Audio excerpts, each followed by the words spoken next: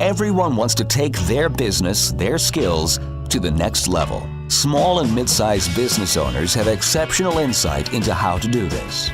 They endure and thrive because they find ways to overcome the challenges that come their way, and they can teach us valuable lessons to apply to our own companies and lives. Stephen Nooner, founder and owner of Alkali, a company with a unique process that helps businesses more effectively buy and manage their insurance programs. And Bob Gibbons, builder of Riata Commercial Realty, a real estate advisor and tenant advocate, are two prominent Metroplex businessmen who, along with their weekly guests, will ask their and your probing questions, finding impactful solutions that will help you reach for the next level. Here are your hosts, Stephen Nooner and Bob Gibbons. Welcome to The Next Level, Conversations that Propel Business. This is your host, Bob Gibbons. And for today, I'm your only host. Our friend Stephen Nooner is out today, so I'm going to run this alone. And we've got a new name for the show. In fact, our guest today is Rob Rash, so it's going to be the Rob and Bob Show. All right, never mind. That was really lame. I like it. You like it? Okay, thank you. So Rob Rash. Rob is the president and CEO of Olympia Consulting. You can learn more about them at olympia-consulting.net. Yes. .net. Oh, that's so, I don't know what to say. .com was taken. That's all I can tell you. So that'll be easy. .net. Yeah. So Rob is he's an interesting guy. He's got a great background. He was in sales for KPMG Consulting for many years, highly successful, 5 years on the President's Club Award, 5 consecutive years, in fact. Then he started his own company called Rash and Associates LP, a nationwide firm specializing in business process outsourcing. They had 500 clients. He had over 100 consultants, and they sold that to Duff & Phelps, a publicly traded competitor many years ago. And they still have that as a division. And now he has started Olympia Consulting, which is a Dallas area firm dedicated to helping businesses develop improved sales processes. That's it. So anxious to hear about all of that. He's also the author of Launch Your Sales, a new book. If you're watching us on video, you can see the book on the video right now. So Launch Your Sales, and is that available on Amazon, Barnes & Noble, Apple, you name it. Outstanding. Okay, well, welcome to the show. Thank you. Glad Great you're to be here today. Thanks for having me. So we always like to start off with wisdom of others, and so our wisdom today is a quote that you provided, and it's actually from the Bible, Matthew 7:12. It says, "Do to others as you would have them do to you." Why is that an important one to you? I think that's the greatest, HR, way to run company, deal with people, having built a company, employed folks, try to keep folks, right? I think it's just the secret to human relations, right? Interesting. Treat others like you want to be treated. What a concept. Yeah, no, I agree with you. I love that concept. What's interesting is that I always hear that brought out when somebody's not happy with the way someone else is treating them, but rarely do I ever hear it used when somebody says, this is the way I should be treating other people. So it is a two-way street. It is a two-way street. And if you think about it both ways, it's a great way to behave. It really is. It is. Well, and actually it's interesting because in a business perspective, business setting, it's not just our employees, it's not just our clients, it's not just our vendors. And that's the big change. A lot of times the way people treat their vendors is very different from the way they treat their customers. Yes. So that's a good time to be using that quote, I'm sure. It's it works in all aspects, and I've been the victim of some bad vendor relationships. I won't name any names. Where you were the vendor. Where I was the vendor and was looked down upon, let's just say, because I was a quote unquote vendor. That's not a great feeling. That's not a great way to do business. But it's weird that you ought to be a partner, not a you would think so vendor. You would think so, right? We're all just trying to solve problems together. But really, in employee relationships and having had to hold together a team for a long time. And I'm really sensitive to what employees want and what they want in an employer. And it's interesting to hear their war stories of what they've had to put up with in an employer. And when you listen to those, you're like, I agree with you. I would never work for somebody who would treat me like that. It's just abysmal sometimes what people have to go through. So we'll talk about differentiation here somewhere along the way, but from a differentiation point of view and how we do business, you take that scripture right there and you treat people and you will differentiate yourself. Absolutely. Well, let's jump into the business side of it, Sure. even though we were there. Let's start not with Olympia, but let's start with Rash and Associates. Sure. So tell us what that was and So- how you got that going. Yeah, so we found the retiring founder of a business. He had a very small business, it was about 20 employees. He was 65. He was ready to stop. It was right after 9/11. He was financially at a point where he could stop. And so me and a couple of partners made a bid, bought his business, had very favorable terms, but it's what I like to call, do you ever watch these home makeover shows on Oh, yeah. on cable TV? Sure. Right. That's what this was. This was one of those where, Chip and Joanna, Chip has to go in and do demo day. You Yeah. know what I'm talking about? So you're going to demo this So company. we had a little bit of demo work to do, but hey, listen, we were glad to do it. It was a really interesting opportunity. So basically, we spent probably the next 24 months fixing this thing up and turning it around. And I won't go into the gory details, but there was a lot to it. Personnel, clients, technology. We had our own intellectual property for folks who care about that sort of thing, our own software. And so there was a ton of work to get this thing fixed up and marketable. And so we really focused on the basics to get this thing fixed up and humming. But the main thing we did was we really rethought our go-to-market strategy. And that's one of the things we'll talk about in the book, is why a go-to-market strategy is so important. And so we really refocused the business on what we should be doing versus keeping lots and lots of people happy but not making any money. And we really focused on the most profitable things to do. And once we did that, and once we just continued to sell and sell and sell year after year after year to that really our key target market, things really started to take off. So you built that up to 100 consultants. Yeah. And how did you know when it was the right time to sell? That's a great question. So your listeners will probably remember 2007, right? Yeah. What, man, unicorns and rainbows and pots of gold everywhere, right? And no end in sight to the riches. And so Duff and Phelps had just gone public that year, and were looking to make very strategic acquisitions. And so they came to us. They saw what we were, our platform, how we could be an addition to their business, and so they courted us very heavily. Let's just put it that way. And we finally struck an agreement later in that year and actually closed the deal on Halloween night, October 31st, 2007. of 2007. Oh, man, you have amazing timing. We have amazing timing. So, but, it was interesting. It was really the horns of a dilemma. I don't have a straight answer for you. Should we or should we not have sold at that point? But you weren't marketing the property, We the weren't marketing business for heavily. sale. It was No. somebody that came to you, saw you Somebody as a came to us, strategic liked our acquisition. platform, thought we'd be a good addition to their business. So it was a very generous offer, and so we thought, this might be the way to go strategically for us. Now, the moral of the story is, if you're an entrepreneur, for those of you who are listening, you probably are, you probably won't fit in the corporate environment. This was a large corporate environment. Now they'd gone public, several thousand employees, and now I'm just one of the gang, right? How long did you have to stay? I had a multi-year agreement. We ended that, excuse me, and after about 2 years. Okay. Yeah. So you left earlier than your agreement had been initially. About a year early. Yeah, it was just time to go, right? So I heard that there was recently a guy that does a lot of M&A work. He said that about only 20% of the businesses that sell that have an earnout that requires the seller to still stay on, only 20% of them will actually be there 6 months after the sale, and they just walk away from their earnout piece. I can totally get that, because first of all, they're coming in saying, we know how to run your baby better than you, right? Yeah. So your baby's ugly all of a but sudden. you were the one that built it, and they wanted And we're to the buy ones it. who built it. And moral of the story is the folks they brought in to lead the group, once we had a great management team that we had assembled. And hi, Chris and Jan, if you're listening, and Toby and Chris.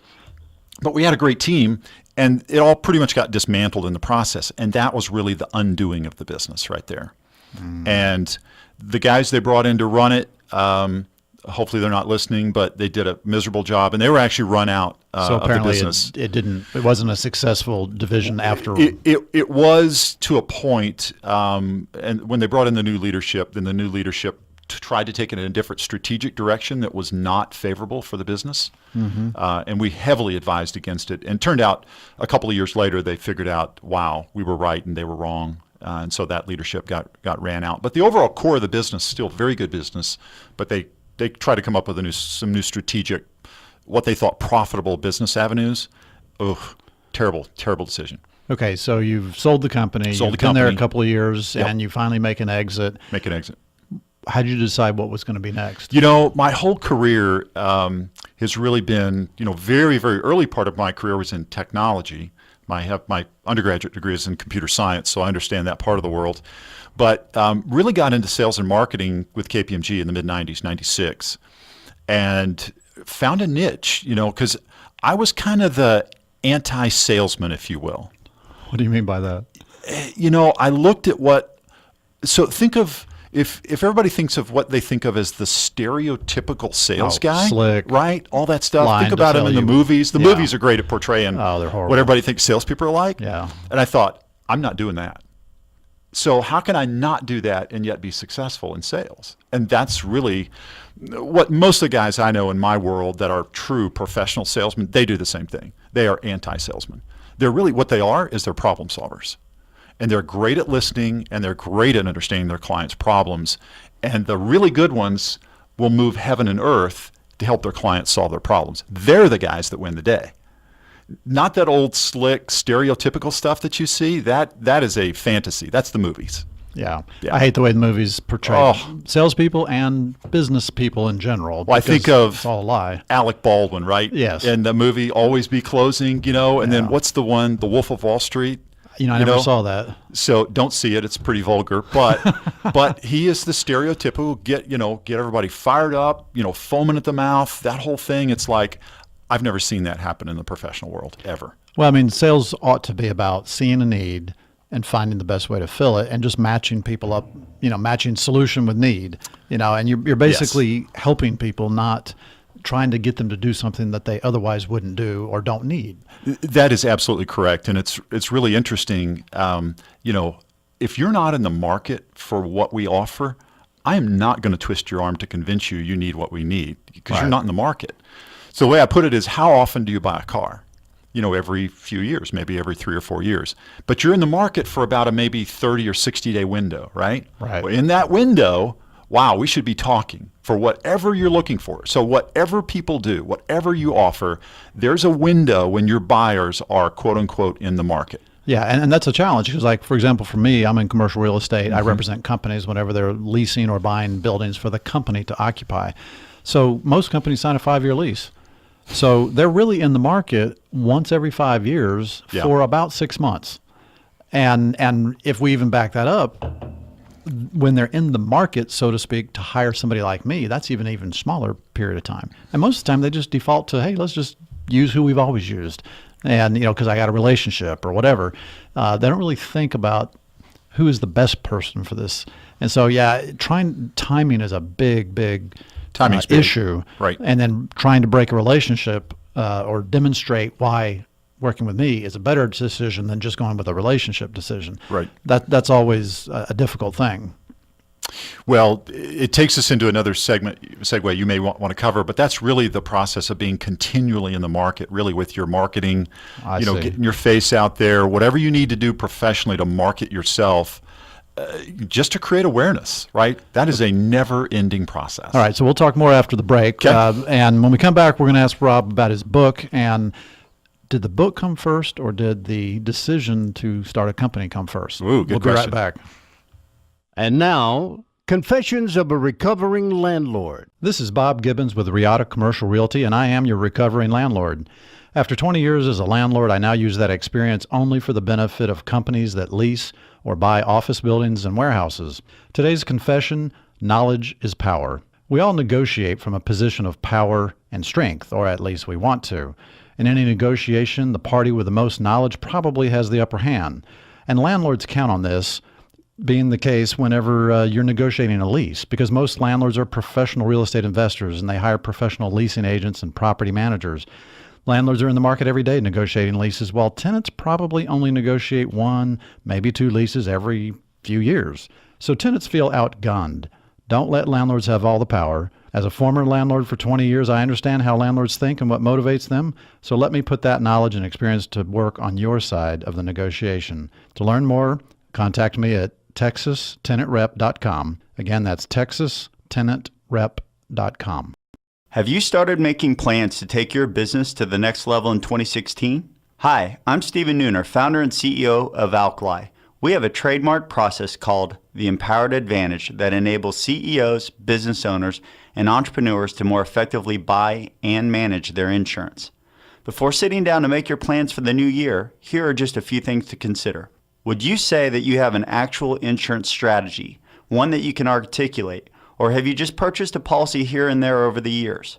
If you have an insurance strategy, was it discussed under the pressure of a renewal deadline or considered earlier in the year to avoid fire drill decision making? If your answer was no to either of these questions, then you may not have the right partner on your team. Visit alkaliservices.com to contact us and take the next step to a bigger and better future. My name is Michael Walsh. I'm the CEO of CareLoop. We provide a tech-enabled service platform that helps caregivers plan the care of their loved ones. My goal in being here is to make sure Steve and Bob's families pick a cozy nursing home one day where they can play bingo and bridge together. Welcome back to The Next Level. We're here with our guest, Rob Rash. He's the founder and CEO of Olympia Consulting, and you can find more information about him at olympia-consulting.net. So before the break, I asked the question, or I kind of teased a little bit with what came first, the business or the book. So the book is Launch Your Sales by Rob Rash. You can see it on the video, listeners, if you're watching it that way. So tell us about the book, tell us about the company, and sort of how do those two relate? So to answer your question, which came first, actually I'd been doing, independent consulting for a few years and was really, had some great gigs and was doing quite fine. And then Olympia came about because I had a really great business partner, David Reed, who hopefully is listening, who also has some very deep subject matter knowledge. And we decided to team up and make that a really interesting offering. And in the midst of forming the company, David already has 4 books published. And he's a subject matter expert on customer service. And So you're trying to catch up? Is that he's an the deal? ex-Disney guy, right? And got tremendous credentials, and I'm trying to play catch up. Okay. That's exactly right. But in all seriousness, from a content perspective, right, and trying to get your brand, if you will, out in front of folks and to really elevate your game, if you have the ability to develop content in the form of a book, I don't think there's any substitute. And everybody that I talk to, read, now that I've had the book out for a few weeks, it makes an impression. I mean, it's just an indelible impression. Wow, you wrote a book? Yeah. No kidding. Nice. So so the book is sort of a marketing piece for you. Truly, yeah. So well, and so let me add to that. Yes, it credentializes what we do, but the main thing I would say is, this I kind of kid people. This is like my new baby, right? It took me about 9 months to do this, so this is the newest member of the family, because it takes a while to pull together all the research, do all the the validation of what you're trying to do, and just I had a lot of experience. How do I pull it all together in something readable? So this is really what represents, quite frankly, the really boring term, but we consultants love this term, is the word methodology, right? Uh-huh. So say you're my client, right? And you're, Rob, what are you going to do for me? How are you going to do this? What do I get? I can slide the book across and say, here's the 8 steps I follow. So I've already written it down. So at a high level, this isn't everything. This is maybe a 2-hour read, maybe. Okay. At a high level, this tells my client, here's what we can do for you.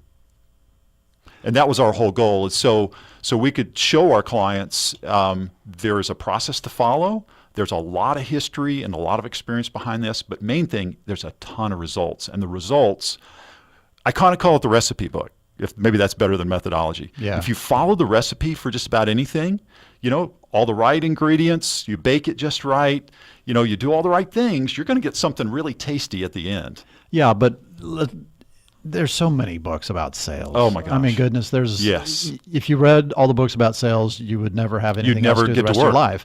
So could you not just use somebody else's book, or Yeah. is it really that critical that you have your name on it? And Yeah. and how is yours different? Yeah, great question. So in the process of doing just that, why should I write another book, right? I mean, great question. And I think that's really a soul-searching question. Before you take all the time and effort to write a book, it's like, what difference is this going to make? Yeah. And I really asked that question hard, and I wanted to make sure that this made a difference. So here's the answer, I think, is those of you who are in sales or around sales, maybe you've read some of the great sales books out there. Man, there is a ton of them. If you go look at the titles that are for sale today, the vast majority are about how to sell as an individual, right? How do I, as an individual, learn sales process and sales technique and how to present, how to close, how to overcome objections, how to motivate yourself. And there's a ton of really good books. And I can recommend some if people want to know, right? But there's a ton. But what I couldn't find, so let me tell you the story, right? This is a true story. So the first time that I'm a sales leader, right? So I'm a VP of sales, and I've got responsibility for now this whole thing called a sales organization. And it's more than an organization, it's like a process, right? Like we were talking at the break, you've got a big marketing machine you need to have up and running, and what does that entail, right? And are we marketing? Do we have the right messages? What's our value proposition? Ooh, great question. And then we go on to lead generation, and are we generating leads, and are we active in the marketplace, and what are we doing for awareness? And then, how do we plan for sales? And I'm going through my chapters here. So the third chapter is, how do I plan for sales success? Do I have a plan? What resources do I need to be successful, right? So these are all really good business planning questions, quite frankly. And I couldn't find one source that kind of wrapped all this up for sales to say, okay, if I'm a sales leader or an entrepreneur or a business owner and I need to build a scalable sales process, what are the right ingredients? How the heck do I do that? And I seriously, I looked all over Amazon, all over Google Books. I looked everywhere for okay, who's done this? Because I was going to leverage his knowledge, right? And so the bits and pieces are out there, but they're bits and pieces, and nobody's kind of put it all together into one recipe book and said, hey, if you follow these steps and you do it like this, you can be successful. Okay, so in that recipe book, Yep. you have a lot of ingredients. So your book is creating a process to create a successful sales organization. Do you need to have a different process for each salesperson? Or do you only find salespeople that fit into your process? Whew, that's a great question. I would say the latter. I think you really, and this is where a lot of leaders make the mistake. The old joke is, the inmates are running the asylum, right? The inmates should never run the asylum in sales. I love salespeople. I'm one of them. I grew up that way, so I've been in their shoes. Matter of fact, one of the stories I tell when I speak on this subject is one of the first times I was in a sales job, I'm looking for direction, right? Who are my ideal clients? What messaging do we have? What sales tools do I have? How do I deal with this whole process of just getting out into the market and being successful, right? And man, I had nothing. I had no support. I had no direction. I mean, it was minimal at best. And what happens is management looks at salespeople and says, well, you should know what to do. Yeah, the your answer sales is, don't sell anything. Having dealt with hundreds and hundreds of salespeople and looked at dozens and dozens of organizations, the answer is no, they don't, right? They need the structure. So it's like when I was a kid, and my brother and I, we were learning how to play soccer when we were 8 and 9. And soccer is real popular here in the Dallas area, right? Still is, right? Mm-hmm. So we go down to the park, and there's no soccer field, and there's no goals, and there's no rules, and there's no coach, right? And I kind of equate that to a lot of sales environments. People, they throw bodies at the problem, basically, right? There's no lines drawn, so I don't know where to play, right? I don't know who to go after. I don't know the rules of the game. I don't really have any really very good coaching. What's my script? This is so common you can't imagine, right? So what I'm saying is you got to have an environment for your people to be successful.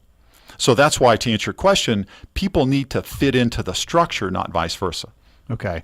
So Olympia Consulting, what are the main services that Olympia provides? Yeah. Great question. So let me give you a couple of answers, ways to look at it. We have a couple different types of clients. One type of client already has a sales process up and running, right? And they're doing fairly well, but maybe their growth rate is not that good. And they're kind of struggling with kind of the same old, this kind of very average or mediocre growth rate, or worse, maybe it's declining. But they're doing, I think it was Albert Einstein, said, the definition of insanity is just Yeah. keep doing the same thing over and over and expect a different result. You're probably not going to get a different result. And so we come alongside folks like that and say, hey, here's the right process. And I can literally put the book in front of them and say, here's the right process. And keep the same people that they have. Just Sometimes Okay. now that's a really great question. Sometimes, let's just say it this way: the sales profession is not very hard to get into, is it? And are they qualified? And this is really, really a big pet peeve of mine. Is how do we know that they're really qualified to be in sales? Ooh, wow, that's a whole different subject. So your first question, clients who have a kind of an average process and really want to start to ramp up their growth. We can really help them. The other one is folks who already have a pretty good process or a pretty good business. They just don't have the structure. I'm thinking of there's a firm I'm talking to that's a very interesting software firm. And they have a great platform and they've done a few $1 million, but they really want to scale up. And they've come to me and they're saying, we've got all this, but we don't know how to take it to the next level. Yep. There's your show title, Thank I you. think. So Like- you're welcome. like- Just had to love work the that plug. in. So they're like, how do I go to the next level with this business? What do I need to, they start asking me questions about what about salespeople and territories and quotas and comp plans? And they said, we got no clue on any of that. And I said, don't get ahead of yourself, but we can solve all that in sequential order and we'll build you this unbelievable scalable sales process. Interesting. So are there certain things that you see repeatedly that companies have done sort of failed at the most? I mean, what point in the process is the most difficult or the most failed? I think the way to characterize what I see in a lot of sales processes is there was probably an entrepreneur who was really, really individually good at sales. And I've heard this conversation so many times, it's amazing. I know how to sell, and maybe one or two of my guys know how to sell, but I got another team of 6, 8, 10, 12, 15 people, and man, they're just not like us. And so I go back to the root of the problem, which we have to do. It's like, well, tell me about your hiring process, right? What were your criteria for hiring these folks? And that's where it really starts to break down. Matter of fact, I just did a blog post on this. It's live on our website. If you want to go to our blog page. And the top 5 criteria, top 5 personality traits of successful salespeople. Let's start there to answer your question. Okay. And if you look at the top 5 traits, people are all over the map. And what they go back to is that stereotypical, well, I need a guy who can sell ice cubes to Eskimos. Or I need a guy who can, make rain when the sun, all these and so then what happens, that affects the people we hire. So if you check out the blog post, you'll see, if you look at the top criteria, they're nothing like what most people expect. Interesting. Yeah. Well, amazingly, the show is already Wow. coming to an end. It seems crazy. We have way too much more to talk about, so we'll have to consider that another time. But always leave them wanting more, right? So please, listeners, go to olympia-consulting.net. You'll find everything you need to know. Go to Rob's book, Launch Your Sales. You can find it on Amazon and everywhere else books are sold. I have a website for the book too. Oh, you do? LaunchYourSales.com if you want to know a little bit more about Thank the book. you. I didn't even realize There we that. If you want to know more about the show, go to nextlevelshow.com. You can also find us on podcasts. So just search on your favorite podcast provider, The Next Level Show, and search our archives. You can check out Dave Schmidt, founder of Schmidt & Stacy. What happens when your partner leaves and you don't want them to? Check that one out. We'll see you next week with another great guest. You have been listening to The Next Level, Conversations That Propel Business with Stephen Nooner and Bob Gibbons. Join us every Tuesday at 1:30 p.m. for more prolific conversations that will take your business to the next level.